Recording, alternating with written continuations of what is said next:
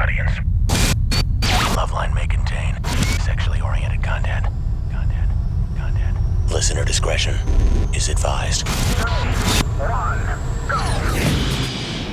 Adam Carolla and Dr. Drew. LoveLine, coast to coast. Hey, it's LoveLine. I'm Adam Carolla. It's Dr. Drew. Forget about the phone number because this is the best of. We love these. Well, we do. Yeah. And I know you guys just think, well, it's a vacation day. You're going to get some crappy show. But No. You're not. You're going to get better guests than you would have gotten if we were here. They pull out the actually interesting segments of this show. That's right. Yeah. And you wouldn't have been able to get through if you called anyway. That's right. So enjoy this. Jeremy McGrath, Lincoln Park, Kathy Griffin, and Shaggy are all going to be in here tonight. But first, Jeremy McGrath. Supercross champ Jeremy McGrath here. Jeremy, I saw a race in Anaheim, and he won as per usual. And I got to tell you, I took I went back in the pit area after the race. Jeremy's father gave me a full tour of the brand new $350,000 trailer, which you spend does not include the rig that tows it or any of the tools that are in it, just the trailer. And Drew, you know me, and you know that meant a big boner. I almost dry humped Jeremy's dad. A big boner? A medium to small boner. But I mean, this thing is spectacular. I mean, it is a full semi that has been custom built for Jeremy. Jeremy's got his own team now, and it's McGrath Mazda, right? Yeah, McGrath Mazda Yamaha Racing, which is the, I guess it's the first rider-owner team, and no one's done that in our sport yet. Has been the rider and the owner of a team, so it's a pretty new deal here. What does being the owner of the team mean exactly? Not much. All right, let's take some calls. It means you get a cool trailer. Well, what it means is you go retain the sponsorship. We have a great sponsor, Mazda, and great relationship with Yamaha, and we were able to come up with some deals with Hot Wheels and Mattel and 1-800-COLLECT and people like that. And instead of someone else going to get the money, we go get it, and then we have a crew and we pay their salaries and stuff like that. And when you try to go get the money, I'm guessing they take a look at your history, your wins, and try to figure out how much to give you. And I guess you're a good guy to ask for the money. I mean, you're the winningest guy in Supercross history. How many wins do you have as opposed to the second place guy? This is what I like. Okay, well, I have 72 Supercross wins, and second guy is Rick Johnson with 28.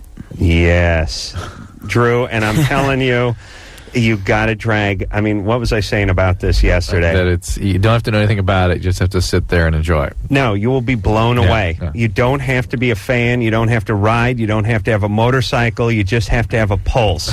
No, exactly. And you will love it. I mean, it is such an undertaking, and like I said, there's nothing that isn't impressive about this whole thing, from the riding to the backstage to the production to the trailers to the pit to the mechanics to the machinery. I mean, it's just so impressive. I can't get enough of it. I would go this Saturday, except for when I was at Jeremy's race, I ran into a guy who raced dragsters for Dom Perdome. And Tom Perdome's still alive. Yes, he's alive, and he's got dragsters. Tom Perdome was racing 40 years Don ago. the Snake, well, he was 11. Big Daddy Don Garlitz was he? Surely, Cha-Cha down. He's a Chi-Town hustler. All right, but some go, some blow. The point is he invited me to go down to Pomona to the Winter Nationals Saturday. So, I Now, who is that?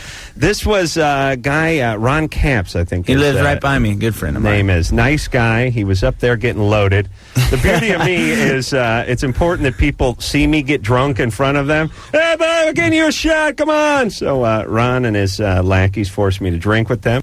Oh, it's crazy. And Jeremy, how far are those triple jumps spaced out? Do you know the footage? Yeah, normally they're about 80 to 90 feet. Man, it is, and what are you, 35 feet in the air?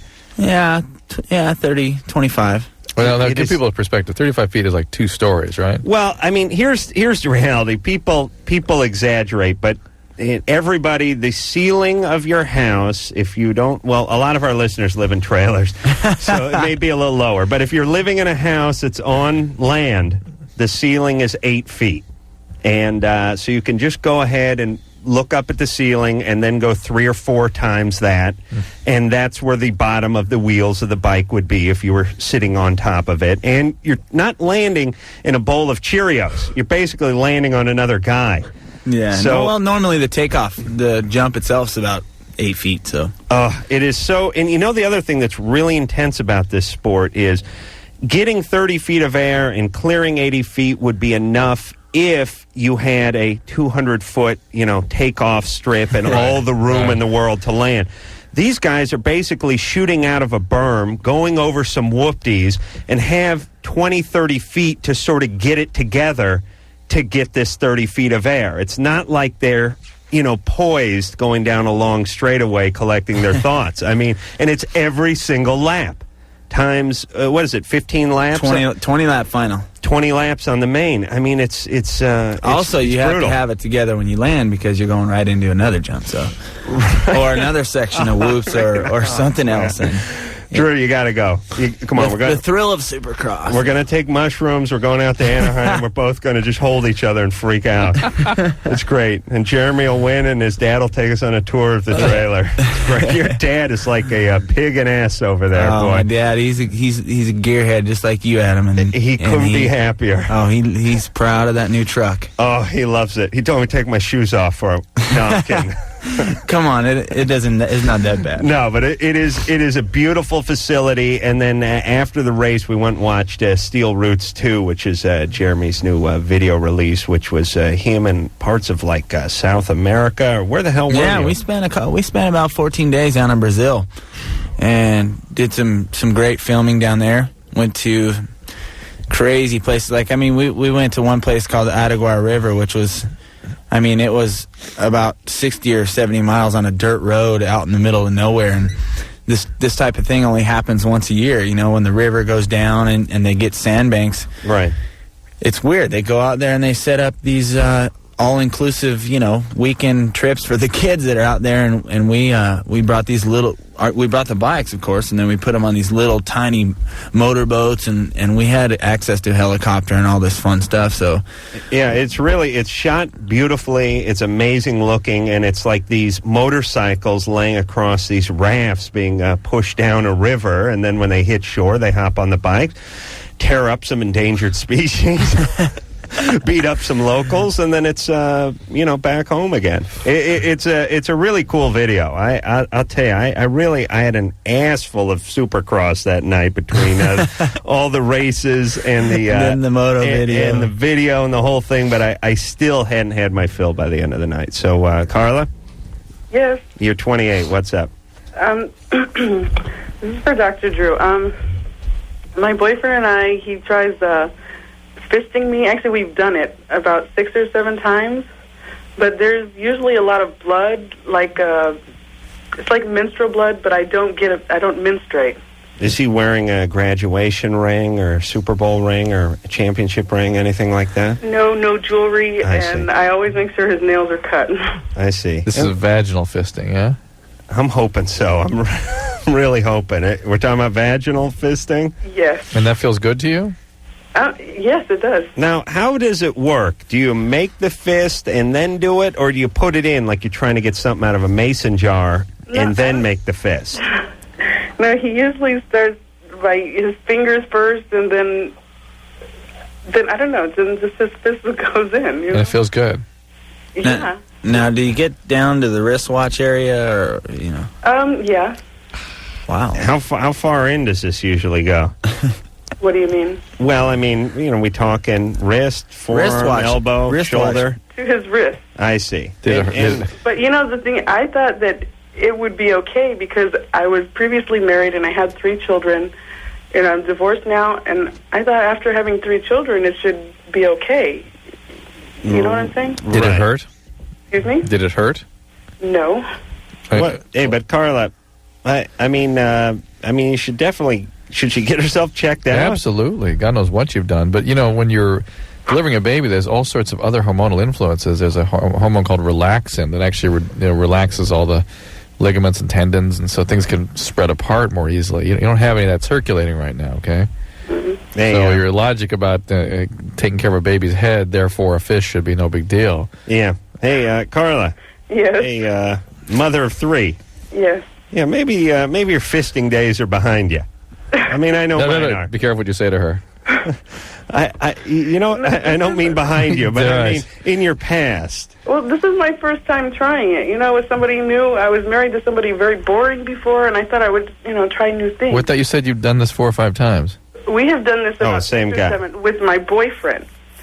The not new with guy. my previous husband. Not with my ex-husband. All right. Well, why don't you give the fist a rest and try a footing? No. All right. All kinds of injuries could have occurred. You need to get this checked out, okay? Okay. Hopefully it's nothing. Well, what should she say happened? Are you due for your period now? No, actually, I take the shot, so I don't menstruate. Oh, you take the Depo shot? Yes. All right. And are you okay emotionally? Is everything fine? Everything's fine, yeah. Okay. All right, Carl. Good times, though, right? Yes. Yeah, okay. Yeah, I'm not sure what's in it for people. I don't know what's in it for the fister or the fistee. I really don't. And to me, I'm a little suspicious of the fist of both parties here. You know what I mean? And listen, I'm not that pleasant a guy sexually, but even this is what I would call crossing the line. Mike? Yeah. You're punching out the vagina is what you're doing. It's very symbolic. You know what I mean? It's Glass Joe, Mike? Yes. Yeah, you're 25. What's up? Yeah. Well, first I want to say I love your show. I know you hear it all the time. Thanks. Anyway, I get that out of the way. What's up? I wanted to tell you about, let's see, my wife recently, this past weekend, basically she had a threesome with another couple. And it kind of bothered me. I mean, we've had stuff, we've messed around before, in the past, like about a year ago. It kind of bothered you. Yeah. Why isn't it a total meltdown for you? Well, because, I see why she did it, because she didn't think anything was wrong with it. Oh, okay. Well, if that's all, then that's fine. Had you guys talked about this? If she'd murdered someone, didn't see anything wrong with that, would that be okay with you too? I'm sorry, what was that? All right. All right, Jeremy had a question. Go ahead, Jeremy. Oh. Yeah, had you guys talked about this previously, or what? Yeah, we've actually done it before with another female. Uh-huh. But you weren't there at this episode, right? Exactly. I wasn't there, and I didn't know about it until afterwards. And this is with a woman and a man? Yeah, another married couple. Couple that you knew? Yeah. Okay. Well, you got a free pass now, brother. Well, yeah, either that or the leash is a little long. That's what my brother told me. Well, the thing is, it was fine. It was fine when she first told me. Then I kind of thought about it, and I didn't like it because I was kind of left out.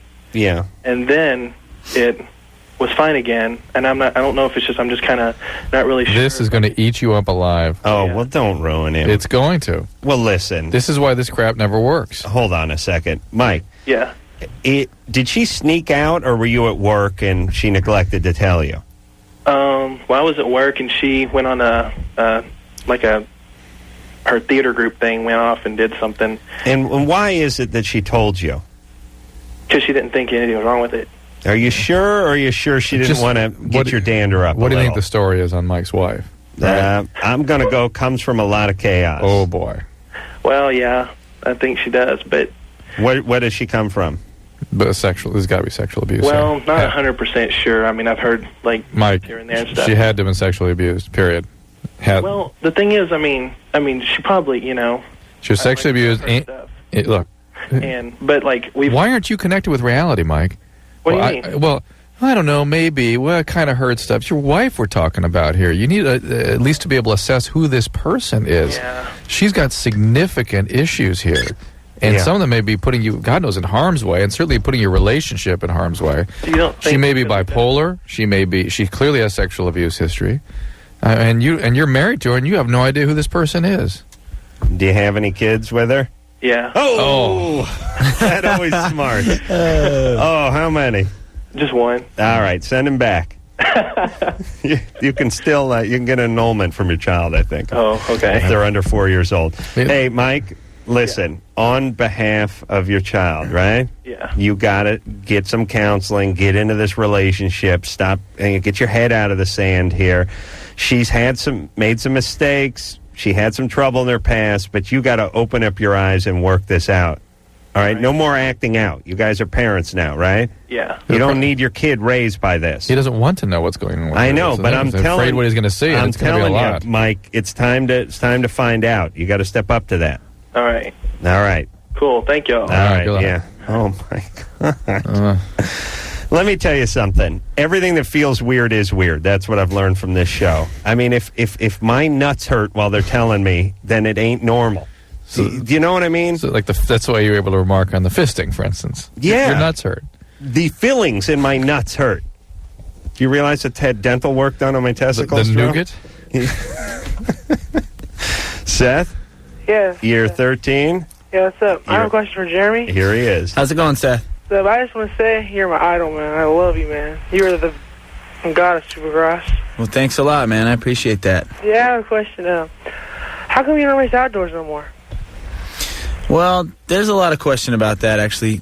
You know, I've been racing for a long time, had a long professional career, and, you know, I guess a couple years ago I decided, you know, there's a lot of work, you know, this series, and Supercross has been very good for me, and, you know, I seem to get along with Supercross a little better. I'm maybe a little better at that, and I figured to make my career maybe a little bit longer, have a little more fun, and not get such a burnout feeling, I figured that I'd race Supercross only and cut down the work schedule a little bit. And isn't Supercross sort of the final destination anyway for most of these riders? well, it's kind of I don't know, it's controversy, I guess. Supercross seems to be the biggest part of our sport, and you know, because you get the stadiums, you get 60,000 fans a weekend, and yeah, I mean, to me, it's like saying a guy plays in the arena leagues and he plays in the NFL, and then he makes it to the NFL, and you're asking why isn't he playing some arena ball? And it's like he doesn't want to get injured. He's making a lot of money. He's on with a good team, and he's at there's 55,000 people there. yeah, well, except for, you know, the youth, like the kids that are coming up and stuff like that. Motocross is where they grow up. There's really no Supercross for amateur kids, and Right. you know, all through your amateur career, you race motocross, and that's what it's all about. And, you know, I caught a lot of flack for a long time deciding to race Supercross only because, you know, people are like, oh, you're not core enough. You know, what about the motocross fans? That's where you came from. And What do the other, like, top 5 riders do? Do they race both? yeah, I think I am the only one that races Supercross only. And normally what happens is January to May is we race Supercross, and then from Mother's Day weekend until September, spread out through there's 13 outdoor motocross races. Yeah, but, I mean, you really do risk injury every time you run a race, Seth. And if you're making money and if getting injured means you're going to lose a lot of it, then you got to make a business decision. All right? Hey, Seth? Yeah. All right, you all right, buddy? Yeah, I got one more question for him. Yeah. How many more years do you got left? Well, that's a good question. He's You know, waiting to die right now. Yeah, if you would ask me, I suppose you're talking about my racing career here. Yeah. Obviously, you know, if you would have asked me that, 5 years ago, I would have figured I'd be done racing by now. Yeah. When I was younger, 21, 22, I was like, okay, you know, I'm going to be retired by the time I'm 26 from racing. And When I'm really old. Yeah. I'm too old well, for you know, anything at the else, time when I was coming up, when I was 21 years old, the guys that were 26 and 27 were retiring already. So, you know, that was what I had to look up to. And Was that because of multiple injuries and things? either that or it was burnout. You know, you race so much for so long, and to try and stay at that level for such a long time, you just get burned out. And Do you think that this just popped in my head, but as you know, I used to ride the old Elsinore Red Racer 79 250. It was a Honda. I had to lay down shocks. Not much travel on that baby, Drew, but those bikes beat you up a little more than the newer ones. I mean, I know now Yeah, you're for getting sure. you're getting more height, you're getting more speed, But are the tracks better? Are the bikes better? Or is it a little easier on your body than it was like in the 70s, let's say? Yeah, I would say the equipment's definitely much, much better than when you raced, Adam. Or Sure. when you rode. Let me tell you something. I used to go out and run the track at the crack of dawn, Drew, looking at, trying to pick a line. Or was that Ventura Boulevard? Yeah. Let me tell you something. Jump some curves or something. Here's my motto. When the green flag dropped, the BS stopped. I can't say the whole thing, but you know what I mean. The equipment's definitely better. The tracks are a little better. Actually, a lot better. The landings are better now, and the riders are better. And, I guess you can get pretty beat up if you crash a lot and stuff like that. But right. Overall, it's not too bad anymore. All right. Let's talk to... break time. All right. We'll take ourselves a little break. You know what I'm saying out there? Adam and Dr. Drew will be right back on Loveline. We are back with the best of Loveline. I'm Adam. That is Drew. And please enjoy Lincoln Park. Mike, Joe, and Chester are all here from Lincoln Park. We will hear something off Hybrid Theory, which is the name of their newest CD, in sometime in the next half hour or so. When we left off, we were going to speak to Cephas, I believe. He's 25 years old. Cephas? Yes. What's up? Hi, Cephas. Drew, I just want to say I appreciate you. Adam, you're a madman. And Lincoln Park, you guys are dope. Thank you very much. This goes out to Drew more than anybody. I just got married 2 weeks ago. And up until that time, I abstained from masturbating and having sex. For how long? For a year. And I wanted to, make it special when I married, this my wife right now. Is she someone you had sex with previously? No, I Never. had not had sex with her previously. But the last girl that I had sex with, the same problem existed. Huh. I would try to have sex, and I cannot ejaculate, and so I can't come inside of inside in a rubber or without one. They could be on the pill or the only way that I am able to come. I can't even with oral or. Okay, well, Adam has a theory about this one. Okay. I do? Yes. Gay? The used to it theory. Oh, I see. Yeah. So, did you masturbate excessively before you went cold jerky for that year? No. I've had lots of sex partners, but I've been masturbating since I'm probably the age of 8.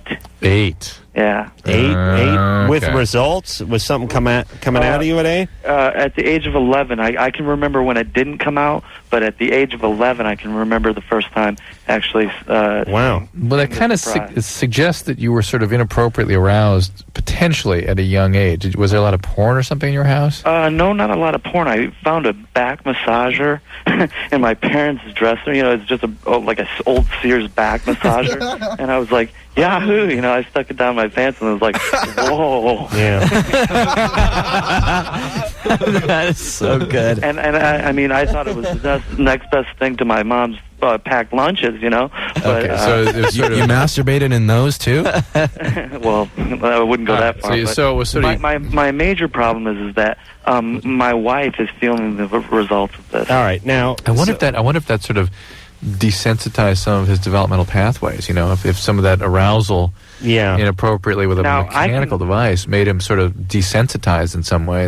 I just think it's funny how long it takes a vibrating object to go from a guy holding it up and examining it to right on to the junk. Even before he knows what the junk's all about. 8.3 seconds, I'd say, is the average.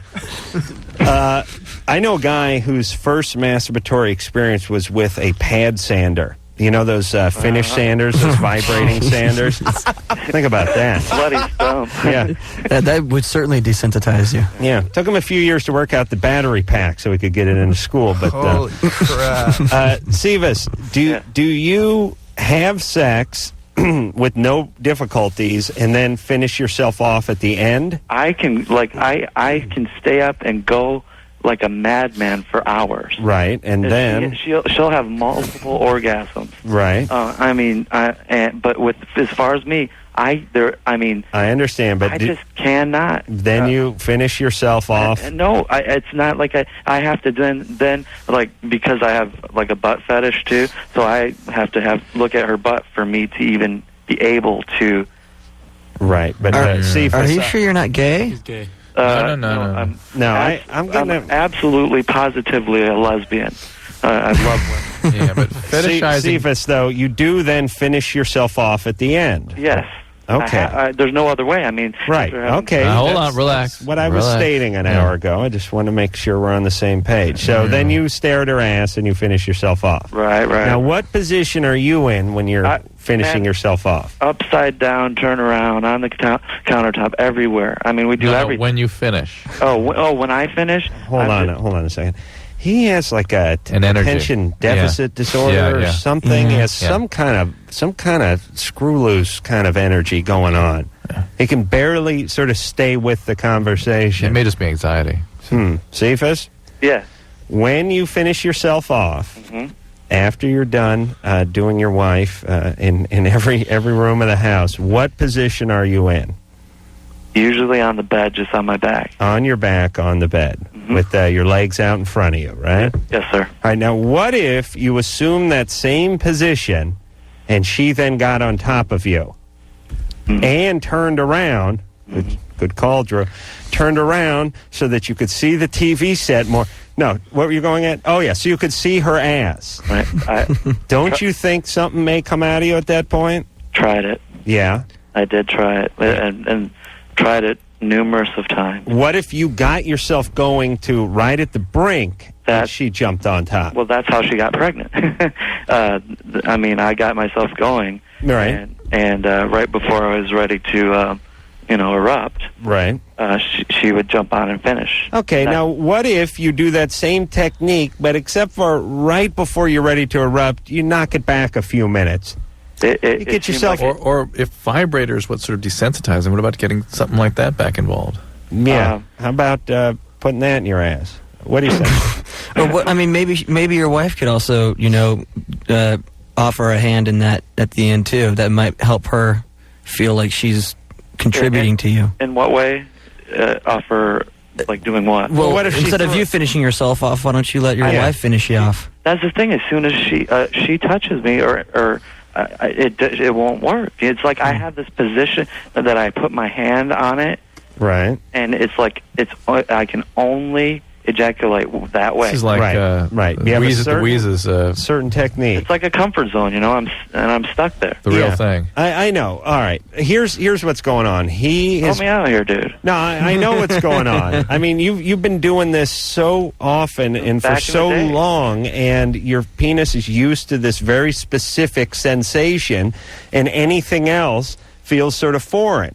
But a lot of it is emotional and psychological, and you have to sort of get over that hump, pardon the pun. Yeah. And I would say that if you worked on yourself a little bit, and instead of getting right to the brink, you got a few minutes away from the brink and got her on top, and you went, all you need is one of those to then sort of erase the stigma in your mind and be able to go forward from this And you got to find a way not to be so anxious about it. You're so anxious you can't even follow a conversation. You got to calm down about all this. Okay. Okay? Yeah. Just slow it down. Yeah. Yeah, just relax, do some Quaaludes or something, or get on smoke some hash. Get on some Ritalin. I'm sure you have been on, yes? No, I haven't. No? Is anyone suggest? No SSRIs, selective serotonin reuptake inhibitors. But was you a kid you weren't suggesting you be on Ritalin? Okay. No. All right, so it's just anxiety. What do you do for a living? What do I do? I counsel high school kids. I'm a counselor. Wow. Maybe that's the problem. Really? No. Very well could be. Jeez. All right, 8 minutes with it, right? I got the wrong guy. All right, Cephas. Good luck, pal. Hey, guys, to that band, man, you guys rock, man. I'd never heard of you before, but good luck with your careers. I think you guys are going to make it. Thanks, Cephas. All right. Yeah. And why don't you give them the Wheezes aphorism about this stuff? Juice them up and go? No, What's the Wheezes aphorism? What do you mean? It's sex is good, but...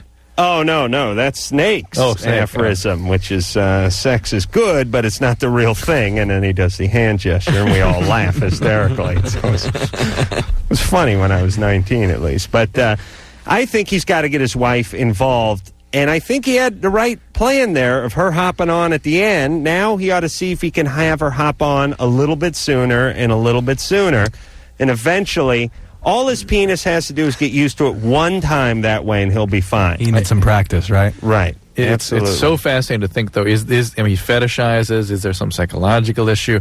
I mean, was he hyper aroused at a young age, or was it merely that he got his hands on this instrument that desensitized him in some way at such a young age that developmental pathways didn't even set up? Right. I think it's probably all of the above. Yeah. Jessica? Yes. You're 19. What's up?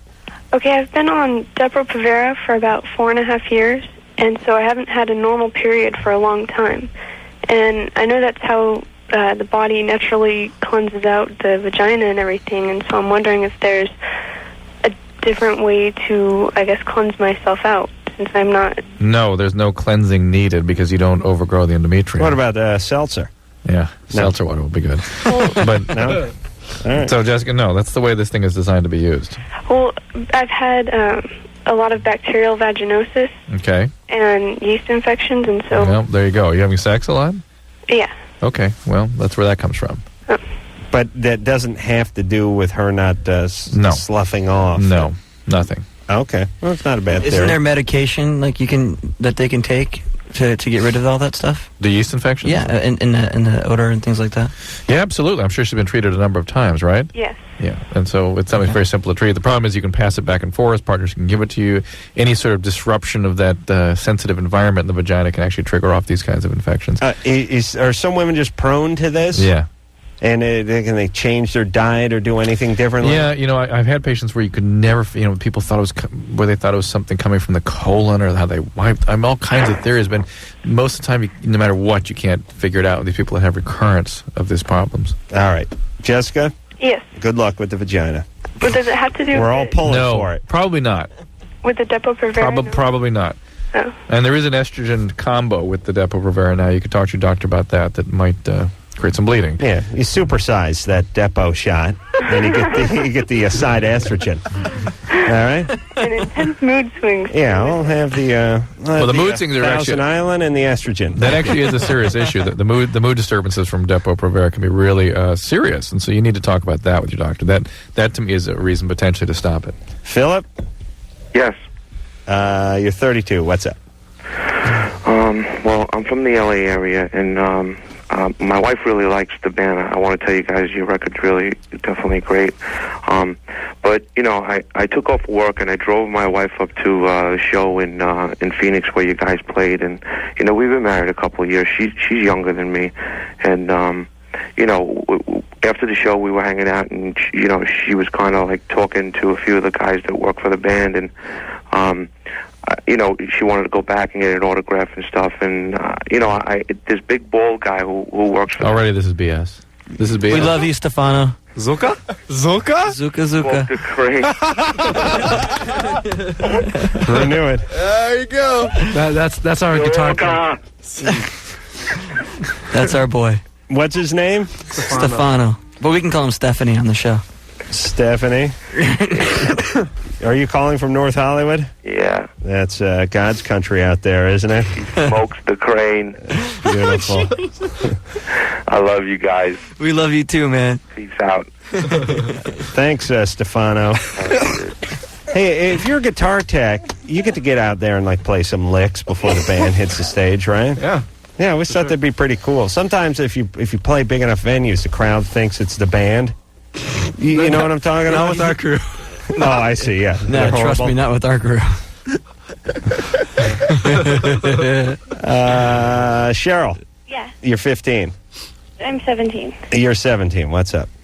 A little while ago, I've been with my boyfriend for a couple of months now, and he asked me to shave my pubic hair a little while ago, a couple weeks ago. Mm-hmm. And I'm not really hairy or really bushy or anything. He just, I don't know, he thought that it'd be kind of sexy, I guess. Mm-hmm. And so I did last a couple days ago, and I was fine because I wasn't wearing underwear for a little while because a few days I thought it would give it some time to, so I wouldn't irritate the skin or whatever. Did you shave it clean? No, just a little, make it a little less. I don't know. Yeah. Wow, you really have a gift for words there. I don't know, just Gabby. Less. Gabby Cheryl, they call her. Was it quarter inch long, the hair, eighth inch? No. I mean, he just shave it small, He shaved it? No, he didn't. He wanted me to.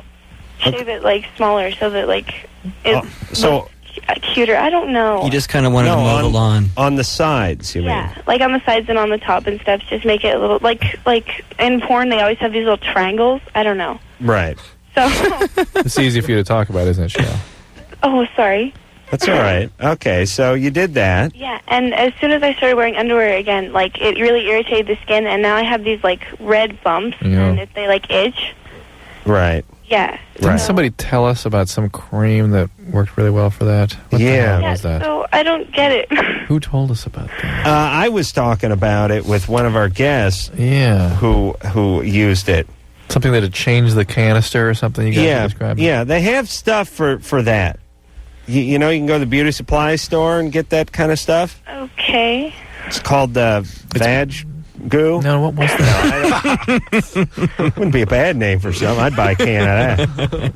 It's No, I know what the stuff is called, and I can't remember the name of it. But the point is if you go to like a beauty supply store and tell them you want to get some cream or some salve or something for bikini waxing or bikini area, they'll give you something. Tenskin? Okay. Tenskin is the name of the stuff. Tenskin. Well, how fast will it go away though?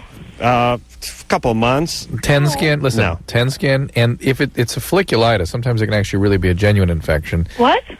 It's infection of the hair follicle, basically, irritation of the hair follicle. Okay. And Adam swears by this Tenskin. Yeah. I think you put a little Oxy 5 or 10 on there. Yeah, absolutely. He uses that on his neck, and that's why he swears it's good for the pubic area. Well, why not? It's the same thing. Right, I mean, hold on a second. You shave you shave the hair. It's different skin up there. A lot different. You're saying you trying to tell me that the skin on my neck is not exactly the same as a woman's vagina? That's what I'm saying. How dare you? It's very close. How dare you humiliate me It in looks front of the the band? same. It looks the same. No, it's but the same theory, though. It's Same the same theory. stuff, which is you shave these hairs. These hairs are thick, coarse hairs. Yeah. For me, it's not a different hair. I have pubic hair on my neck. Very attractive. You know what I'm saying? Yeah, I got it. LoveLine with Adam Carolla and Dr. Drew. This is LoveLine. I'm Adam Carolla. That is Dr. Drew over there. Lincoln Park is our guest tonight. Mike, Joe, and Chester are all here from the band. Hybrid Theory is the name of the CD. And let's hop back to the phones and talk to Chris. Chris is 19. Chris? How's it going, man? Good. How you guys doing? Good. What's going on there? Okay. I have a girlfriend. Okay, she's also 19, and we have a 15-month-old son. Okay. Problem is when she was younger, she kind of sort of had like a molestation scare. It was a family member that kind of sort of acted on an impulse and just kind of sort of like freaked her out when she was in like kindergarten or something. What did he do? I guess they were just like walking, and he pulled her into like some bushes and jumped on top of her and started kissing her, and then he realized what he did and got off, and that was it. Okay. How much older? How old was she? 6. I think she was in like kindergarten. And how old was he? Probably about 3 or 4 years older. 9. Somewhere about there. All right. Yeah, that's not it. Whatever's going on now, that's not what it's from. Well, how do you know? Maybe nothing's going on now. Oh, okay. Wise eyes. Could have been calling just to say everything was A-okay. About when she was a freshman in high school, okay, she was raped. I believe that she was with some friends or whatever, and she got high, and he started hitting on her, and then she passed out and woke up, and he was on top of her, and she went and passed out again.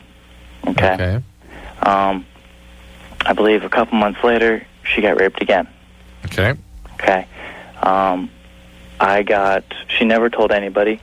Me and her started going out our sophomore year, and I'm the only person she's ever told about that. Okay? Mm-hmm. What's your question exactly? So she got raped after you started going out or before? Before. Twice before. Okay. Twice before. Okay. And we also separated for a month, and she got raped then, too. All right. There's more here than Even you know, I suspect. But go ahead. What's the question? Okay, the question is since we have a son, she needs to address this. Okay, Yes. She's gone to a therapist before, and she really liked him and everything, but she never told him about that. Okay, I'm the only person she's ever told about that. How long did she go to therapy for? 6 months. Can she get back with that person? Nope. Okay, how about... Well, they left he raped her, so they're not talking. But exactly. How about a female therapist? That would probably be better for her. I'm not sure if she really doesn't really want to go to a therapist. Well, and yeah. She doesn't talk about it, Well, what's her family like? Screwed up. Yeah, no doubt. Shocking, because this is somebody who comes from a bad family. If she's getting raped, repeatedly, and she's, not even 20 yet. I mean, it's not the same person that's doing it, but We understand that, but this is not just about rape. This is a much more global issue of her psychiatric health. Yeah. And that needs to be dealt with. Rape counseling is a great idea, and going to a rape group, a women's group, would be helpful, but it will not be the whole story. Okay. She needs to get back to that therapist or find another one and get going. Now, don't you agree that she should go to a woman that might help her open up? Yeah. And she's got a lot of issues with guys. Yeah. All right, so Chris? Yeah. You need to tell her as a mother now, and I'm sure her mother made a few mistakes with her. Oh, yeah. Yeah, and you need to tell her, listen, you don't want to make the same mistakes your mother made. Yeah. And I'm sure if we ever scratch beneath the surface of her mother's history, we'd been find a abused. lot of rape and abuse in there, too. I'm almost positive of it. Not a biological mom. Well, okay. All the more reason to make my argument for I me. gotcha. All right, Chris. Your instincts are good. And, don't make it all her work. Say we, and then go, I made an appointment for you. That's what I do. I mean, I try to help her out as much as I can. I mean, her mom won't pay for it. She says if anybody needs therapy, her mom does. And Well, that's true. I offered to pay for everything, but she says the insurance won't cover it and this and that. Well, if you're offering to pay for everything, what the hell difference does the insurance make? Exactly. All right. Hey, Chris? Yeah. Good luck. Your instincts are good, but you do have your hands full here. Yeah. And she's got to get going with this because she will screw that kid up. Yep. Okay. Absolutely. All right? All right. All right. Thanks a lot. All right. Well, these guys, it's really like a 19-year-old guy with the 15-month baby and this chick who came from basically a Cuisinart is really like he might as well just be at the helm of a battleship going into battle. You know what I mean? I mean, it just used a transporter from Star Trek to land him at the helm of a battleship during a full-fledged kamikaze attack. You know, I mean, like he's not a bad guy. May have a few decent instincts, but it just lost. Yeah, he's got his plate full. That's for Right. sure. She's got to get into some therapy. All right, Jr. Hi. Hey, you're 14. What's up? I have a question for the band Linkin Park. You guys are the best. Thanks. And I want to know where you guys came up with the name Linkin Park. Like, where'd you guys get it from? I wanted to know that too.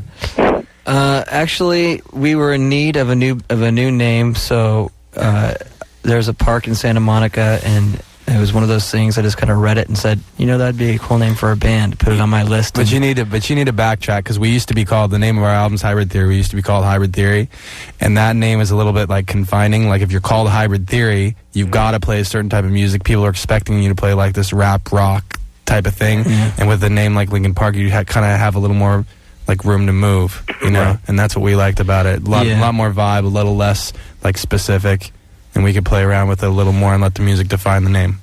Oh, that's cool. And do you guys remember the K-Rock concert, the free one at Best Buy? Oh, yeah. Of course. I was there, and I was wondering if you guys remember me. Chester and Mike. Mike, I gave you a bracelet, and I want you to wear my glasses. What did it look like, dude? What I look like? What did the bracelet look like? The one you gave him. It was like a metal one, just like a little ball bracelet. And I asked you to wear my glasses, and you said, like, no, I can't sing like that. It's a ball. Yeah. And then Chester, when I was coming out of the parking lot, I saw on the CD you had bleached hair, so I didn't notice you, like, at the concert, Right. Because you had different hair. And you were coming out, and I said, nice pants. And your girlfriend, I guess, maybe, said, thanks. I'm like, well, not you, him. because they're both wearing red dickies. All right, hey, I was like, go ahead. JR? Yeah. Slow down, pal. And then you went home and you had some Yoo-Hoo, and your mom made you a cheese sandwich with some Miracle Whip. And what was on TV? All right, Jeff. All right, buddy. Thanks. They love you. Lover. Thanks, dude. Take care, man. All right, bye. All right. Boy, talk about retracing footsteps. It's a very memorable day, I guess. Yeah. He knew every second of it. That's a fan. And Lincoln Park in Santa Monica, that's on Lincoln, I'm guessing? Yeah. I'm trying to think where that park is. It's the one with all the homeless people in it. Yeah. Ah, yeah. Just look for the nice neighborhood with the crack dealers in the park. That's the one. Right. Yeah. What's the cross street? Lincoln and I'm not even sure because Washington, I think. yeah, I don't even know my own home address. Let's, Not there often enough to know it. Exactly. Kim, Yeah, you're 15. yeah. What's up? I was wondering, okay, how are you guys tonight? We're doing great. Yeah, okay. That's good. I have a problem. My friends are telling me that I have a split personality. And what do they mean by that? Whoa. Like- Given that at 15, I'm sure they have extensive training. It's adults, too. They're telling me that I have a split personality, and, like, I'll be different around one group of people than I would be with a different group of people. Are And they saying this like for real? Or is it like joking? Or are they No, they're serious? They're being serious. They're, like, worried about me. Describe Hang to me on. specific... Hello? Oh, she's talking to herself. Okay. Their personalities on... Hello? Yeah. Okay, sorry. Describe to me call waiting. specifically how you act in one group as opposed to the other. Like, in one group, they say I'm, like, really depressed all the time, and I won't talk, and I'm just totally oblivious to everything. And then in the other group, I'm just like myself. I'm hyper and happy. And when you are in either of these states, are you aware of your surroundings? You know who you are? You're not No, not at all. Yeah, Who are you talking to there, Kim? my dad. No. Yeah? So, Let's talk to him. Put him on. Seriously. No. Well, you don't know where you are, so... Who are we talking to now? Sorry. Are we talking to the hyper-manic one, or are we talking to the depressed, I'm morose being one? myself right now. Oh, yourself. Well, which Yeah. one's yourself? The hyper one. And when you're not yourself, are you aware of things? No. You're out of it. Yeah. All right. Well, that's... So when you're the depressed one, you're out of it, so you right? you may dissociate a little bit, or you may just have a severe depression that may make you feel kind of out of it. Yeah. Were you badly abused when you were a child? No, not at all. Because that's what creates split personality. And are these different types of groups of people? Are these like different groups of family, or are they your friends? They're Are like you do you have to friends and family and just- so you have depressed around your friends, and then or you have happy around your friends, and when you're with your family, you're sad, or is it opposite? It's like it's opposite. It's like it could be any like different group though. It could switch. Are you otherwise okay? Any other symptoms? No, it's just I'm not aware of how I'm feeling. All right. It just seems to me that is this a sudden... All right, listen, I'm deeming this a non-problem. Well, I'm deeming it a problem. And You are? I suggest she get worked up medically to make sure it's not something unusual neurologically going on with her, because she seems confused about these symptoms. All right, Lincoln Park is our guest tonight. We'll take a little break, and we'll be back. Back in a minute.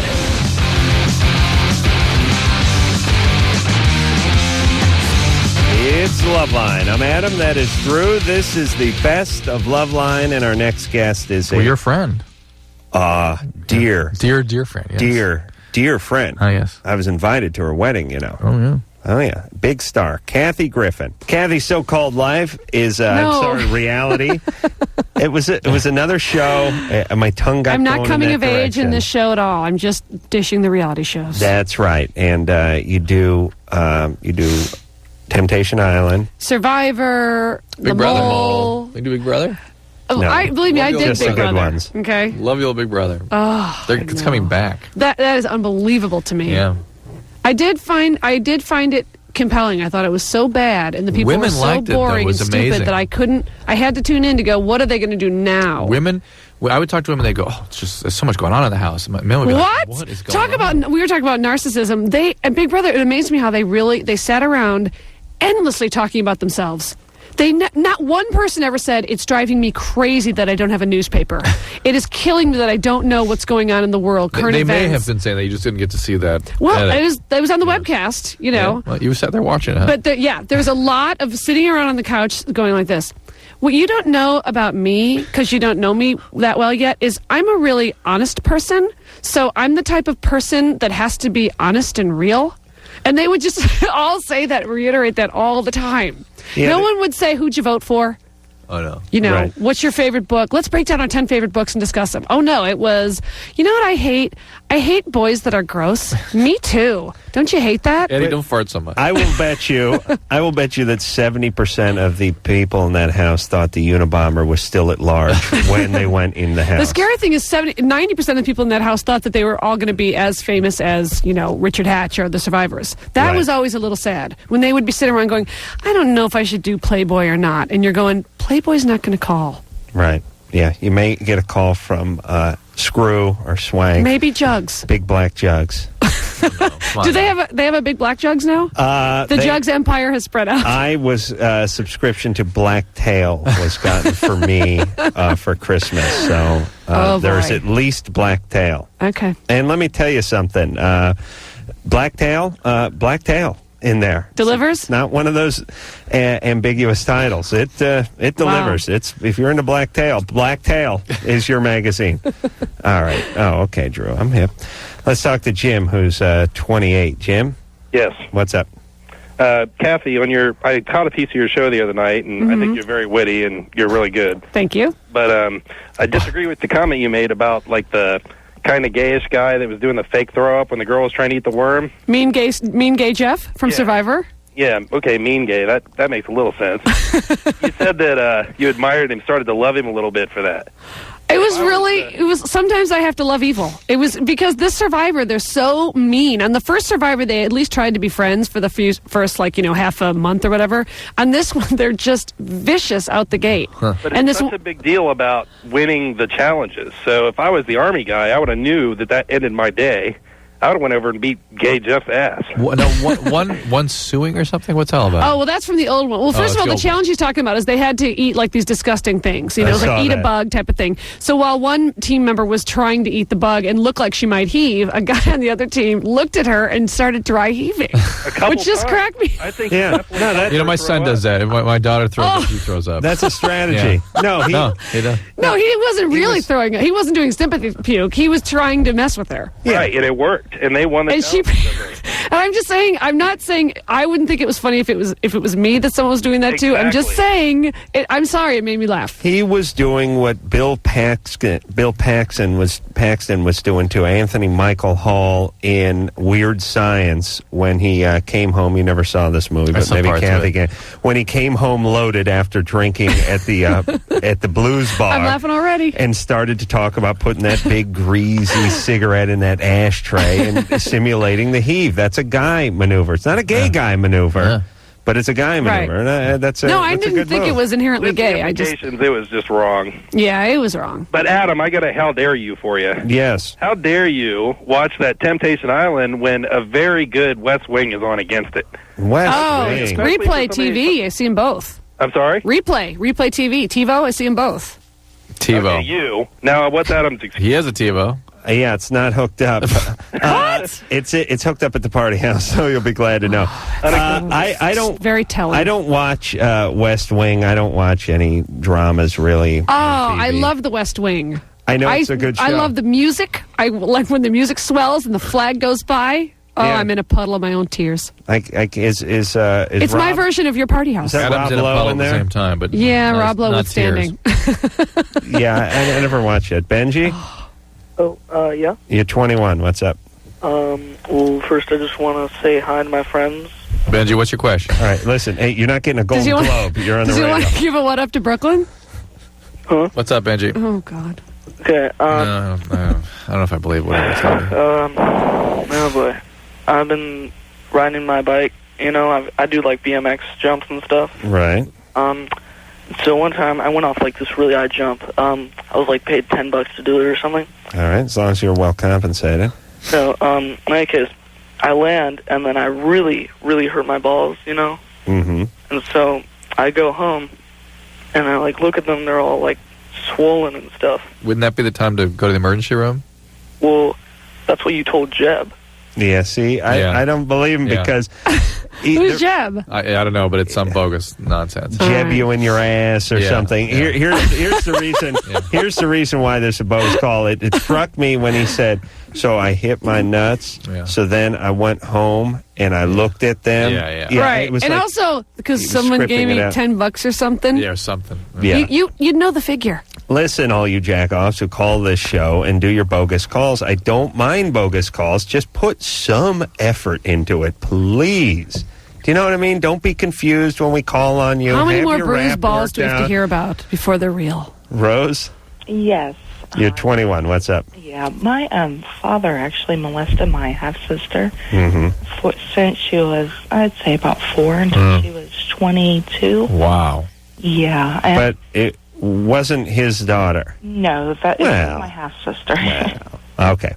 4 to 22. Yeah. That's a run. And now this is your biological father, My biological father, yes. and it was and mother. And mother, yes. Yeah. And how did he treat you? Very good. Never done Isn't that anything to interesting? me. Never Wow. touched me. And when did you find out about this? I was 18, I do believe. 17 was my senior year, and my sister told me. And she didn't tell my parents for a while. Actually, she moved away. What do you mean she tell your mom? My mom, yes, Yeah. sorry. And she moved away, actually, to the Netherlands. You know, I think she was running from it all. And she told my mother over the computer. And it all came out, and I was the only one home to deal with it and everything. But my question basically is through therapy, can he change? Can he change as a person? Or should I fear when I have kids to take him over there? Absolutely. Yes, absolutely. Be very afraid. But he can be contained and he can change, but he's a risky person. That's to be rare, around. though, right? They have to want to change a lot, and they have to be highly supervised. But And all those therapies are very experimental, are they not? What do you The mean, like those molester, therapies? like I've heard about these like molester rehab places, basically where they like show you images and they Well, it shock depends. you I mean, and stuff like that, it right? depends on what this. I mean, maybe he's a sex addict. Maybe there's other addictions involved, and those things can be treated. I mean, there's things that can be treated here. Yeah, he was molested as a child. Also, that boy, came out yeah, through that's- everything. That's sort of what puts him in that category. What a betrayal. And she must have known something was going on for the 18 years. Well, my sister actually, when she was, I would say about 13, 14, she did come out. She ran away, and when she came back, she told my parents. And she says my mom told her, to say that was all a lie. I don't know. I was there, but I was too young to even realize And what was going she on. came back at 14, and this continued for another 8 years? Yeah. Wow. All right, so Your mom's got your something mom going is on. very suspect No, here. she's disturbed. Okay. Yeah. Mm-hmm. Your mom has a lot of culpability here. Yeah. All right? Okay. Can you change your name? But on the other hand, I don't want her to do that thing. Sometimes it seems like molestation victims, they almost are so afraid to admit the dad did anything wrong that they almost deify the dad. Oh, so yeah. I don't want Oh, this yes. girl to shift to blame everything on mom.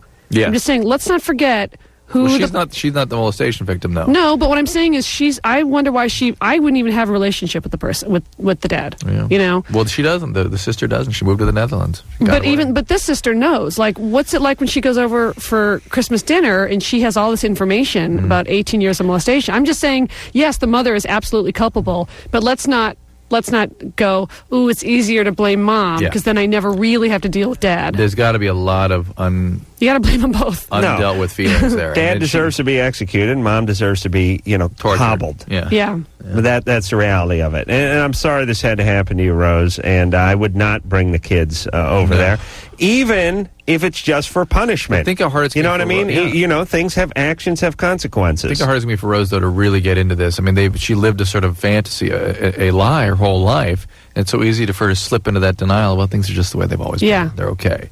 right. Dad's in therapy. Yeah. It's tough. Well, only went on 18 years, so maybe. I also am suspicious that the dad only molested the sister. I Usually wonder if there was... often there's a picked child. They I get see. one So of you them. don't think there was a cousin that maybe fell victim or a There could have been others friend? along the way. It's usually one. For Drew, it's Jordan, I think. You're, which... that Adam? You know what? Maybe that flies at the party house, but not here. Sorry, Okay, man. you leave that for the basketball The court. potty mouth flies at the party house? Mm-hmm. All right. Nicole, Hi. you're 15. What's going on? What's up? Dr. Drew, I saw you in the WB Morning News on Monday. Oh, on Monday. Oh, in New York. Yeah, that was fun. That's a great little show. Basically, I cut myself, and I stopped doing it like a couple weeks ago because my friend found out, and then I pierced my eyebrow, and now I've been kind of pulling my hair out, in the back, So baby it's hair. all kind of a self-mutilation compulsion, right? Yeah. And you got to talk to somebody about this because you could inadvertently hurt yourself, right? Yeah. I told my shrink, and I don't know, she's more crazy than I am. Well, did she want to put you on some medication? That may be, by the way, but No, she said she's like, oh, why do you think you're doing this and all this? I don't know. And then, what do you call it? Before her, I was on bus bar for anxiety attacks. Yeah. And she said I was too young to be having them, and she took me off of them. So And I'm now she's having able to them, twice a day. almost. and that caretaker is able to prescribe medication to you. What? She's able to prescribe medication. Yeah, but she took me off of them. Let me just clarify. She Yes. didn't just tell you to stop. She can either start or stop Yeah. medication. She's a psychiatrist. She's a psychiatrist. Uh-huh. Okay. She needs to get you on some medicine. And Well, really, honestly, there's very good medicine for this kind of behavior. What about finding a new one? Yeah. That's what I'm trying to do now. Yeah, Okay. that'd be good. I told my mother, and she took me off. She got me away from her, and now she didn't get me another shrink. The hair pulling is called trichotillomania, and that's a compulsive behavior. It can sometimes be just isolated, but usually it's going on with other stuff. And in your case, the cutting is the more serious manifestation of these self-mutilatory I compulsive have that, but compulsions. just with ass hair. Now, what is that drug? I've That's just- never you're heard of just that trying to drug. clean up. Yeah, I'm usually What is it? What does that trying drug to get do? the TV remote out of For there. anxiety attacks? Bus Is bar? that an MAO inhibitor? No. It's a very mild medication. It's a I think a 5-HT2A postsynaptic. It's a novel. And did that behavior stop when you were on that medicine? Yeah. No, the panic stop on the bus bar. Yeah, not the cutting. Well, then what's going to help her with the mutilation? It remains to be seen. It depends what other things are going on here. That she may need some antipsychotic medication, anti-agitation. And my mom knows I do it, and she doesn't. She doesn't even care. They're good medicines. Actually, Prozac is very good for trichotillomania. Very good. Hey, So- But she also thinks she has a mom who doesn't care. I know. Yeah. She doesn't care. Well, listen, were you abused? Yeah. Yeah. And that your mom does care because she wants you in therapy and she's trying to get involved with that, but I'm sure you're angry at her. And you My prob- mom is a pothead who never cared about me. My father's an alcoholic cokehead, and for 9 years, my mother broke up with my father when I was 3 years old, and she was dating a crackhead. Nicole, why don't you check out some Al-Anon, Nicole? Al-Anon? Yeah, that'd be good. Maybe Al-Anon would help you sort of get some support for having to deal with all these addicts in your life, and then also get a psychiatrist that you feel connected to and see if you can get some pharmacotherapy, some medication going that'll help you with these behaviors, because these are dangerous behaviors. She's mad at her unpleasant. folks, too. And Well, good. Yeah. Listen, that's very healthy. Yeah. I've said it a million times. My dad missed a couple of Pop Warner football games. He's still on my S list. I've not let him off that. That's fine. I mean, your mom molested your stepdad molested you. Your mom was smoking crack. Fine, be angry at him. Seems like mom is sobered up and trying to get her some help though, and is trying to make amends. She's pissed.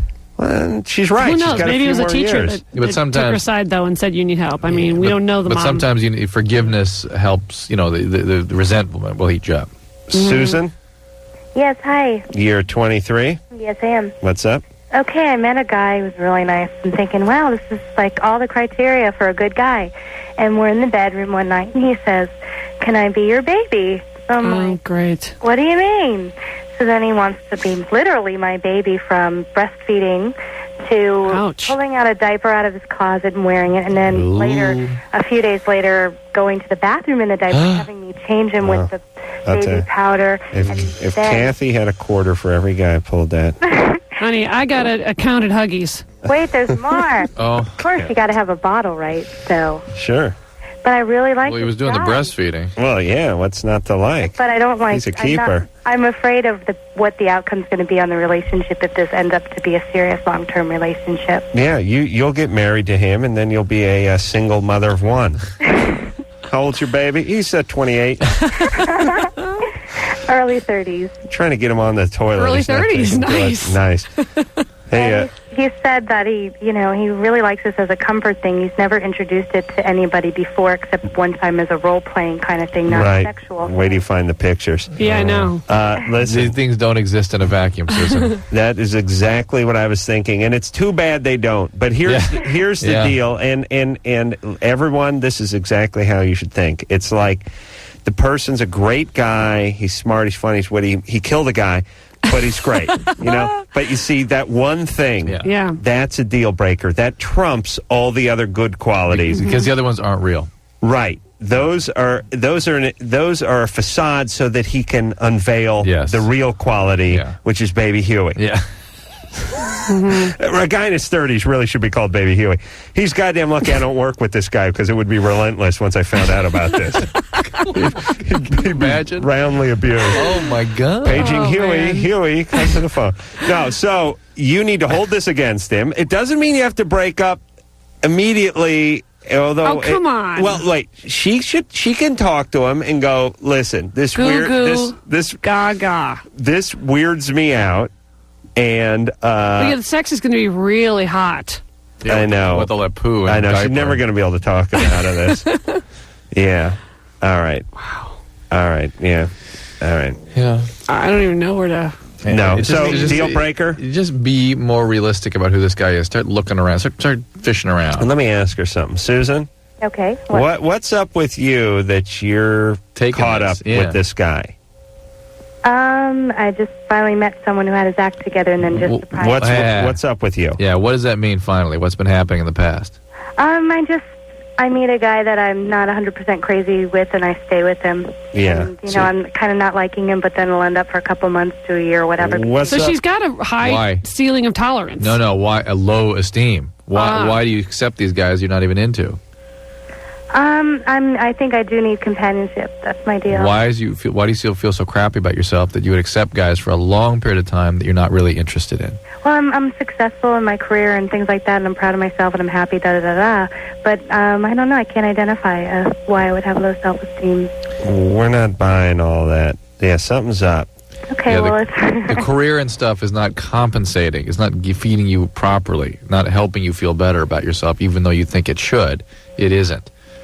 Okay. Okay. Well, if you're that out of touch with your feelings that I can't suggest things, and you can tell me whether it is or it isn't, that's already saying something right there.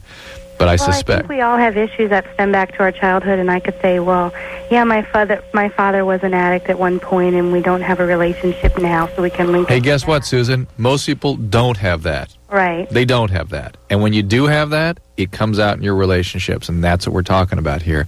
You got to deal with that. You got to deal with those issues. Most people don't have that, and you're in massive denial if you tell yourself, "Oh, that's just the way life is." It's not the way it is. That's a pathology. Jamie? Yes. Yeah, I know. I hear people night after night say, listen, what family doesn't have its problems? And that's true. Dad was a heroin addict. Problems.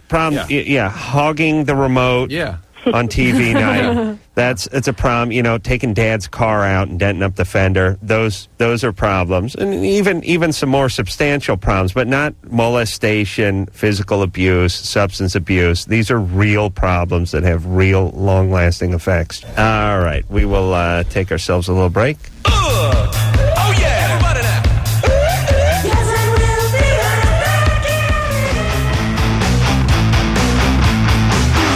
It's LoveLine. I'm Adam. That's Drew. This is the best of LoveLine. And Drew, you like this next guest. It takes a lot to get me excited about musical guests, but I like that Shaggy. Why? I like his music.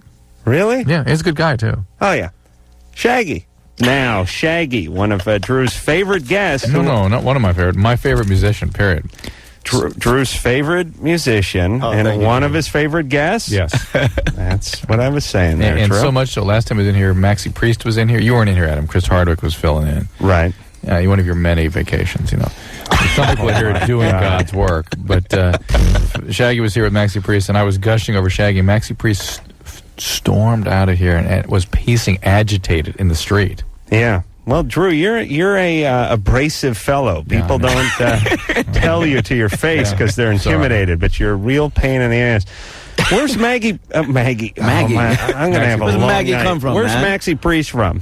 He's actually English, but he's Jamaican parentage. I see. And Shaggy, we're just talking to off the air, was born in Jamaica and splits his time between New York and Jamaica. And Jamaica, right.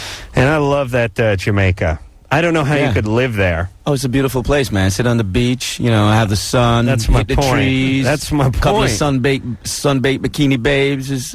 I'd have like skin cancer and colon cancer and lung cancer in about the first 6 months I was there, and they just bury me on the sand. You probably wouldn't get any of the above. Oh, my God, that place is great. So this is, everyone knew who Shaggy was before this album, Hot Shot, but it seems like you're breaking out. Well, there were some people. Well, Drew knew who I was. I know but there were a few people that didn't, and I think by now they got it now. I mean, it's in their face. Yeah, and that's is that what you're looking for? I just want I want this music to be in people's households. You know what I mean? But coming, and I understand that, but I'm going to ask a question, and it sounds strange, but coming from Jamaica, and I've been to Jamaica, and it's a beautiful, laid-back place, and it's a slow life, and you unwind, and you like it that way. Now you're jetting back and forth, East Coast, West Coast, call times, makeup, the whole thing, performance, rehearsals. Right. How's that doing with you? But I've been doing that since, 1991. It was a roller coaster ride then when Old Carolina, because I've always been lucky enough to get huge songs. Right. Old Carolina was a huge hit, especially outside of America. And I one minute I'd be on Top of the Pops, and the next minute I'd be back in New York doing, some gig in a club or whatever. And do you record in Jamaica, or do you record I record in New both York? places, both in Jamaica. We have 3 recording studios, one in Jamaica, one in and 2 in New York. What can't you get in Jamaica that you can get in New York and vice versa? I think they have weed in New York now, don't they? Didn't we send some over to New York? It all depends on the type of weed, though. Yeah. Well, that's true. But I think it's just a vibe. I write better in Jamaica, but I like the mixing, and there's a team of people that I work with, and some of the team is in New York, and some of it is in Jamaica, and it depends on who's doing what at what time and where the idea starts from to where it ends up. Right. And do you have people from New York come out to the Jamaican studio? Sometimes, right. That's like the gig. Back and forth. Listen, I play a pretty mean cowbell, so next time you hit the Jamaican studio, you may want to give me a ring. I just might need that up in a song one of these days. I'm like, can you hold a tune? Well, I'm like Tracy from the Partridge Family. I just stand in the back. That wooden serrated fish. That wooden fish. Yeah. Hey. Yeah. If it worked. We'll hop on the phones and get the show rolling by speaking to Henry, who's 20. Henry? Hi. What's up? I have like 3 problems. I'll start by my testicles. Like when I play basketball or play some other games like that, then after the game I feel like some pain in my testicles. Do you wear support? Like a jockstrap? No. Now, why don't you start doing that? Wait, when I was young, I had like surgery done to my right testicle. Had what? When I was young. Surgery. Yeah. Is that what he said? Good translation. Yeah, it's pretty good. We had to keep you around, Shay. For what problem? I don't know. There's those string in there that hold the balls. Those are like the tangle. The string that hold your balls got tangled? Yeah, right. Like the twist. I heard the string that holds the bowls did the tango. Didn't you hear that, too? Yes. Hey, Henry, where are you from? I'm Nigeria. Oh, okay. All right. Hey, you smoke a lot of weed, or is that what everyone sounds like from Nigeria?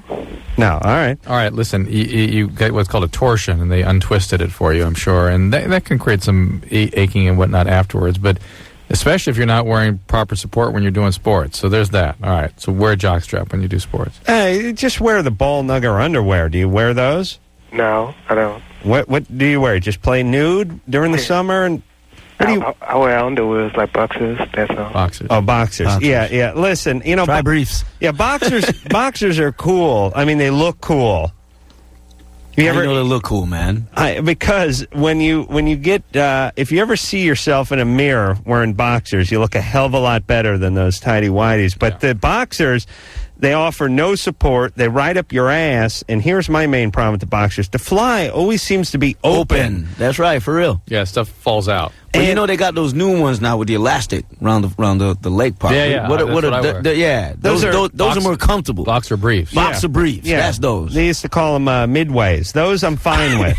Yeah, they're sort of like cycling shorts that are made out of cotton. Yeah, right. Those are the best. Yep. Right. But the boxers, that garage door opens and the Buick peeks out and it feels weird. And you know what's And weird it hurts. too? It rubs. Yeah, but even when it's not touching, you know when you stick your finger down your throat to make yourself vomit, you can feel your finger in your throat without it touching anything? You gag before you have a gag reflex even if there's nothing in it. When my penis hangs out of a fly hole, even if it's not making contact with anything, it feels weird. You want to have the turtle retraction. Yes, and it won't I retract. can feel it. My penis has a gag I'm surprised reflex. as hell that you could twist your balls. Well, it's I didn't know called a that. torsion. They twist, the blood supply gets cut off, they can die. Now, how'd that happen? Too much sex? No. Is it when you're banging the banging and the swinging? No. How does it happen, though? It just happens spontaneously to some people. And it's supposed to hurt like hell, right? Yeah. Oh, yeah. Everything with your balls hurts like hell. Man. Your balls lands on a down That's true, man. comforter. It You know, hurts yeah, like for hell. real. Yeah. Anything touches it. If someone honks a horn near your balls, it Yeah, the hurts. vibration. Bass speakers trouble your balls. Kat, Yes. you're 24. Yes, I am. What's up? Okay. This sounds really stupid, but I cannot come, and I'm like wondering, like, what's wrong with me. I mean, I can make myself come playing with myself, Yeah. but like when I have actual intercourse, it just doesn't happen. I've never had an orgasm or anything. That's very common. Get a real man. Well, I've had different men, but not. That sounded really wrong, but you know what I mean. Yeah, but what about oral sex? Does that work on you? Nope. Really? Never has, huh? No, it hasn't, and I don't know if like something's wrong. Has anyone done it satisfactorily? Well, Yeah, they're all right. apparently not. Yeah. Well, what do you want? A glowing review? No orgasm. Hey, Kat. The point is the technique wasn't there. Yeah, but I'm saying she hasn't had an orgasm that way, so I'm guessing no one's done a satisfactory job. Kat? Yes. How do you give yourself the orgasm? Water technique? I'm sorry? Drew, just be quiet. I'm talking to you, Adam. How do you do it? I rub my clit. I see. All right. Sometimes I bring my toy, and that works, but But you can do it without your toy. So the toy does it, but the man can't do it? yes, and I don't understand why. But you can do it without your toy, too. Yes. All right, so there's hope. Want to bring the toy into the situation? You can do that. Let the guy go down on you and put it up his ass. I agree with Drew. No. Let the guy do with his tongue what you're doing with your finger, and I bet you have an orgasm. See, but that's the weird thing is that I've tried that, and I told him, where it's at, Right. and whatever, and for some reason it just doesn't feel as Wait a good. minute. and- If how many times did that guy we had to actually instruct him where your clitoris was? How many times did you try it? He probably can't find it. No, he couldn't. He's a retard. I mean, All right. Well, that's why I said it earlier. Get yourself a real man. The guy does not know where the clitoris is. I don't understand how he could possibly. Get a Jamaican, man. Yeah. Yeah. Stumping. Banging properly. He'll fall asleep right on you. no, I mean, I don't know. If it's You like, disguise your vagina like a bong, and he'll go at it, baby. It's not you. Listen, Kat, do not expect to have it during intercourse. That's an expectation you should get rid of for a while. Hey, it may happen someday. All of you, listen to Drew. Don't even think about it. You're setting the bar way too high. But there's no excuse for a woman not having an orgasm with oral sex if they're hooked up with the right guy or Jamaican guy, right? That's Shaggy? right. That's right. All right. And the fact that she can do it with herself with a toy, she could recreate all that. She can do it with her No, she said she can do it with her finger. I know. Okay, Drew, you really make a compelling. The toy does not make your the point. The point is she can recreate it either by bringing the toy With her- in or with her finger. Or with her finger. Yeah, because the vibrator does not make a good point. Do you understand what I'm saying? Yeah. Okay. Steve, How's it goofball, going? you're 16. Adam, you were gone for 2 days too long. Thank you. What's up? Shaggy, I've been listening to you for like 5 years, so. Oh, thanks, man.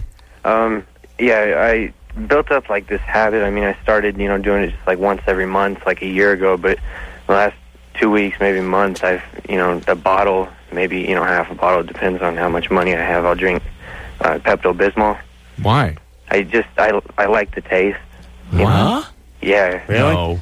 You can't just take some chalk and some Sweet and Low and make yourself a nice cocktail, save some money? milkshake? Yeah. No, I don't know. I got turned on by the taste last time I had heartburn. It was just like, whoa, this tastes good. And I've been drinking it like it was Coke, Well, why don't you not do that? It's bismuth, a lot of it. And it turns your stool black. And Yeah, it does that. It's kind of cool, but... Cool. It's cool. Well, wait a minute. Pepto-Bismol is a bismuth? Yeah. And what is that? Is it a kind of a heavy metal, like an earth or heavy metal Yeah. or something like that? And what's it do? It coats the stomach, basically. All right. And what will it do to you over the long term? I don't know. I don't know of any. I've ever heard of bismuth toxicity, but it can't be good. It just can't be. I can't imagine that it would be. But I don't know of any specific syndromes associated with overdose. I think you need to stop. Hey, can you stop though? You feel like, do you need help for this to stop? I don't, it's... you get in the habit of drinking like a soda every day with lunch. That's what this has turned into, Yeah, but I could stop drinking soda whenever I feel like it. I'm just saying, I could probably stop, you wanted to know if It don't sound good though, bro. I don't believe you're not getting something else out of this. No, well, the only thing I get out of it besides the taste is, it's kind of cool. You look into John and, hey. So, you're looking at John and his black. You're like, I don't believe it. Well, what else? Anything else you get out of it? It's just that taste. I like but the taste. hold on, that taste can be found other places because it's sort of a kind of a licorice kind of flavor to it. Mylanta or Malox. Why don't you take that stuff? Well, that's it's the same point. stuff, isn't it, Drew? No, it's quite different. It is? Yeah. So Malox would be like safer? No, it's just different, and I'm just wondering why. If it's my point being is, if it's about the taste, why haven't you found other things that taste? Yeah, just just get a milkshake, man. Well, this is working for him. But you know how it is. What do you mean he's working for him? What do you mean he's working for him? What is it working for you doing? What does it do for you, though? Besides the taste. I mean, you could get that taste anywhere. That's the only place I really found that distinct taste that I like. But, I just, like I said, I like the taste, and it's, it's easy to come by, and So I wonder if he has an eating disorder or something else. You got anything else? What else do you eat or don't you eat? I eat like a horse, and right. I don't really not eat anything, Yeah. But this guy's he's like a goat. He just gets into stuff and starts devouring it. Yeah. He chewed through a mop handle last week. Hey, Steve. Yeah. Stop it. All right. Yeah, just stop, man. It don't sound healthy, bro. All right, I'll try and use some chalk. All right, Adam. Yeah. Use some chalk. Take some chalk, some Sweet and Low, and some milk, and mix it up. You I should get wonder. the same Here's flavor. another one. People, when they become anemic, when they become iron deficient, get very strange cravings.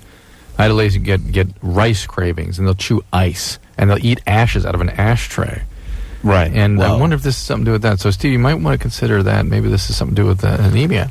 You're saying if a guy, he may be craving this because he needs some component in it. Right. So maybe he should get himself checked out. Yeah. Have you done that, though? Did you go to a doctor? Hold on. Steve? Yeah. Did you hear that? Did you go to a doctor, Steve? No, the last time I was at the doctor was for my physical for football. So. Did they do a blood test on you? I think they ran a blood test like a couple years ago, but this year is just Get a blood count. That would be sort of a path to go down to maybe why you're craving. I'm fine. The only thing I have wrong with me, permanently is seasonal allergies. You haven't been bleeding from anywhere? Every few months I'll wake up and I'll have a nosebleed, but that's it. But that hasn't... I wonder if maybe you got a little iron deficient from that. Just take some iron supplements for a while and through a couple weeks. See if some of this craving for that weird stuff doesn't go away. I've got like a well-balanced diet, though. But if you're really actually losing blood, you got to supplement with iron. It only happens maybe... All right. Listen, go drink 3 gallons of it and kill yourself. Who cares? Jesus Christ. People call the show, they got a question, and then they start arguing. Yeah, take an iron supplement. Well, I don't know. It's like, all right, then don't take it, you idiot. Why do I care? Just don't argue with the doctor when he tells you to take a goddamn vitamin. Please, these guys are arguing over vitamins. Just take the vitamin. You blow $8 a day on Pepto-Bismol. Take the goddamn vitamin. Not that everyone should be taking iron, because you can easily overload an iron, but just in that case, if he's not going to get checked out, all right, something to try. Chad? Yeah. You're 21. What's up? Well, I'm on Depakote for migraines. I'm taking 250 milligrams a day, twice a day. Mm-hmm. And I've lost all sex drive, and I'm having some other weird side effects, too. What else? Hallucinations. Hallucinations? Yeah. Of what? Just like shadows and that kind of stuff. What you got going on there? Copier machine? Oh, I'm at work. I'm sorry. All right. What is that? That is actually a computer, believe it or not. Wow. It's like one of those old computers from My Dream of Jeannie, with the tapes that going two different directions. Oh, man. Yeah, real tapes. That's actually a UPS. It's like a battery backup kind of thing. But anyways. All right, buddy. Remember those old NASA computers? Yeah. What should he do, Drew? Are you on any other medicine? No, I'm not. Have you talked to your doctor about stopping the Depakote? Yes, I have. He put me on a Tenol. A Tenolol. Yeah. Yeah. And it didn't help at all. So. And didn't stop the Depakote, or did? Oh, the migraines were there, but it did stop the symptoms. But did he stop the Depakote or not? He did. Are you having liver problems with the Depakote? No. Are they checking for that? Yeah. All right. So what is this Depakote for? Headaches? Yeah, it's not a great headache medicine. It's a medicine for seizures and bipolar, manic depressives. Why are they giving him that? Maybe it's a headache medicine too, but sort of a slop shot for headaches. And if he's having a lot of bad side effects, I wouldn't keep going. So go to the doctor and get a new prescription, right? Start something else. Yep. All right. We're going to take ourselves a little break. Shaggy's our guest tonight. When we come back, we'll speak to Mary. Mary's 15. Got oral sex for the first time. Hated it. And all right. Just erasing stuff off the board as I read it. Yeah, thanks, baby. Good times. Good work. All right, we'll take a break. We'll be back. LoveLine. We'll be right back. Hey, everybody. I'm Adam Carolla. That is Dr. Drew over there. Shaggy's our guest tonight. Hot Shot is the name of the CD. Shaggy splits his time between Jamaica and New York, and even though you can tell you're Jamaican, you don't have a very thick accent. I'm not speaking to a Jamaican though. Oh, you can slide right into it. Yeah, man. I say, "Womp rude boy, everything all right, nice." You know what I mean? Could I have some more pot, please? Yeah, there were some words in Oak Carolina that I didn't understand. Yeah, which one? Like whiny. Oh. Wine your body is like basically wine is like dance. Or yeah, it's dance. It's just basically the motion of the waistline. Wind your body or whiny body? It's like wine your body. Oh right, yeah. But it's just how I say it. You can say that, huh? Wine your body. I sound like the alien from the Bugs Bunny cartoon. Wine your body. You know. Plutonium Q46 detonated. I just mean when you hear Shaggy sing some of his songs, especially some of his hits. I was driving. I never met him. I was driving in tonight, going, I hope I understand him okay. Oh, right. But that's pretty funny. You really can drop it if you have to. It's to me, Shaggy's a character. Yeah, I just basically jump into the character. It's good for the chicks, they get to sleep with two guys at the same time. Well, you were in the military before music? Military before music? Yeah, I was in the Marines for 4 years. Yeah, 5 months in the Gulf War. Oh, really? I didn't know that. I'm a cannoneer. I'm a Gulf War vet. Yeah. Wow. What were you doing in the Gulf War? I was a cannoneer, which is artilleryman. Fire 155 howitzers. Wow. I just fired things. I don't know where to land. I just take grid squares out and whatnot. I just didn't have any of that Gulf War syndrome because I wasn't an idiot. What kind of range? Idiot did what? Well, they're having this whole Gulf War syndrome. The vaccines and things? The vaccines. Yeah. I didn't administrate it. Yeah. There's a lot of, I didn't administrate it. There's a lot of people who you're supposed to actually break it out in case of a nerve attack. Right. Some of these morons broke it out when there wasn't even a nerve attack. It's like bacteria fight bacteria in a way. Yeah. That's how it is supposed to work. And these clowns, you hear gas. There is no gas. False alarm, and they be popping that thing all over the place. Was it an injection? It's a vaccine that was given in case of a nerve attack. You should use it. But you keep it with you, right? Yeah, it's with you on your belt all And would you times. shoot it into you, or would you swallow it? You're supposed to shoot it into your thighs. I think it's two of them, one on each side of the thighs. Wow. Just in case of a nerve attack. And how far would those 155 millimeter shells, about a 6-inch shell, by the way, right? Right. So about that across? Well, no, they're huge. Yeah, I mean, they're huge in length, but in width, that's the bore. Right. The bore of the howitzer is like 6 inches. 6 inches, right. And how far would that thing go? It depends on the charge. Oh, I see. They put in bigger charges. Right, they put bigger charges. It depends on whatever charge. It depends on the quadrant of deflection, the whole 9 yards, and how, It's a very useful skill to be able to... Well, when you're a musician, all musicians need this. Lob It's funny enough, people. It's funny enough for me to be in the military doing artillery work, which is very loud work. I'm deaf as it is right now. Wow. I could imagine. Yeah. I mean, and what were you doing? Were you loading? Were you doing everything? Well, I was supposed to. I was actually a gunner, which I'm supposed to be the guy, loading and firing this thing. But I skated. What'd you do? Well, I might get away with my mouth. I, go on the mic and talk crap. They'd have the recorders who would sit there and record the amount of rounds you do. That was my job all the time. I see. I don't want to sit there and lift heavy rounds and whatnot. No, I skated totally. Then I was driving a Jeep for one time, and then I used to go out. I got a lot of crap details, so they'll put me all the way out. I had to drive out like 5 in the morning, go get breakfast, come back with like rice and ripe bananas and whatnot. But it's cool though, because then you'd go to the base camp. And that's where they have the goodies. I'd have like a peanut butter and jelly sandwich and all that. So you were out. I'd hide them under my seat. Oh, absolutely. Now, were you guys being shelled or attacked yourselves? One time there was some shell coming in from the Iraqis, but they were so off. It's like, he's like incoming, and you standing there looking at this thing blowing up miles away, and like, what are you thinking? Did you see anything bad over there? Yeah. When it blew up. Yeah. Well, you got to understand, we were there for 5 months, but the war only lasted for 3 days. Right. And within that 3 days, it was pretty heavy fighting. When we were going crossing over the Kuwait, going over to Saudi Arabia to Iraq, we hit a couple of pauses that was, bombed by U.S. shells and whatnot. And there was a couple of blown up heads and bodies. You had a couple of, and that's how you knew you have some sick people around. You'd kick a head and a foot together and and pose. Hey, some sick dudes, man. Good times. Thank God those guys are back in society now. He has some sick dudes, man. Yep. Yeah. I work construction with those guys. Yeah. All right, let's hop back on the phones and speak to Mary, who's 15. Mary? Hi. Hey, you got oral sex for the first time? Yeah, and it was like, the whole time I was just like, this is gross, and I'm really not enjoying it. And you were always like, oh my God, it's the only way like a girl will get an orgasm and stuff. Do you have orgasms during intercourse? No, I've never had intercourse. This is like my first time ever. Like, oh, you've never had intercourse? She's No. 15. Have you ever had orgasm? No. How old was the guy who gave you the oral sex? 16. All right. Usually guys haven't honed their technique too much by then. There's a very small percentage of women that do not like this. Yeah, there's a small percentage of women that don't like it, but you can't put her on that list at 15. No. I was 16. I performed oral sex like I was in a pie eating contest. Just buried my face, and I didn't even know what direction to go. So you can't blame her or the guy at this point. Is he your boyfriend? Yeah. All right. Well, you just, it's always awkward at the beginning. Just take it slow.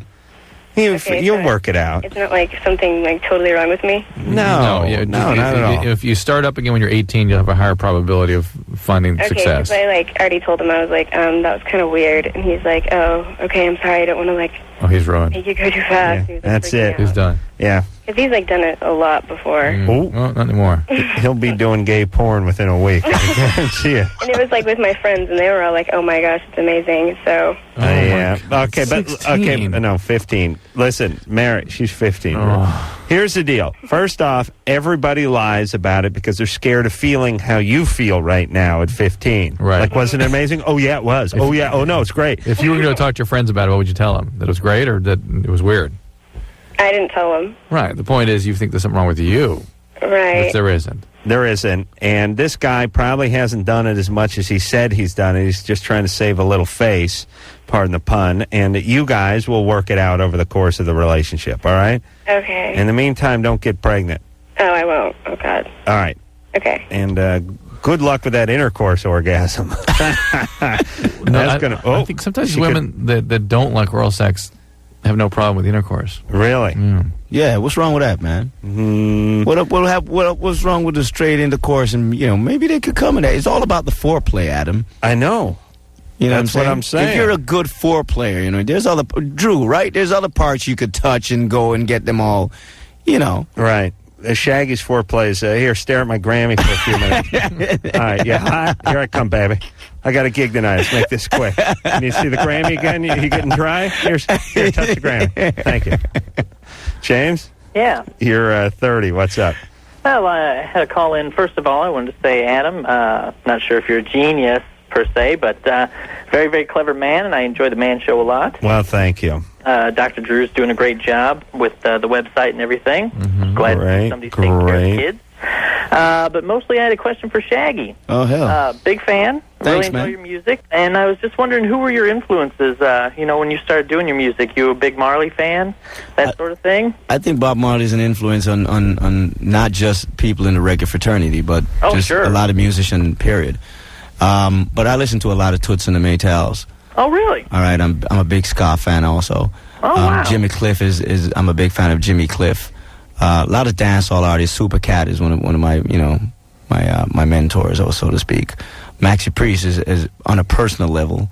I'm a big fan of Maxi because he taught me a lot of things as far as performing and he loves Drew too. And he loves Drew. You know what I mean? But there's so many different influences. I draw influences even from people who are not very successful or very large. I might go to a talent show and see somebody do something and find that very intriguing, so to speak, and I grab from that also. So it could be any number of things. I see. Okay. People. Well, thanks a lot. Thanks, man. Yeah, you keep up the good work, All right. everybody. Thanks there, Peace. James. Yeah, bye. Bye-bye. Wow. You know what I'm saying out there? Adam and Dr. Drew will be right back. Everybody. Well, that wraps up another fabulous episode of the Best of LoveLine. We will return on Sunday night. And until next time, this is Adam Carolla for Dr. Drew saying mahalo. This has been LoveLine. The opinions expressed on this show are not necessarily those of the staff, management, sponsors, or this station. The producer for LoveLine is Ann Wilkins Ingold. LoveLine is a presentation of Westwood One Entertainment.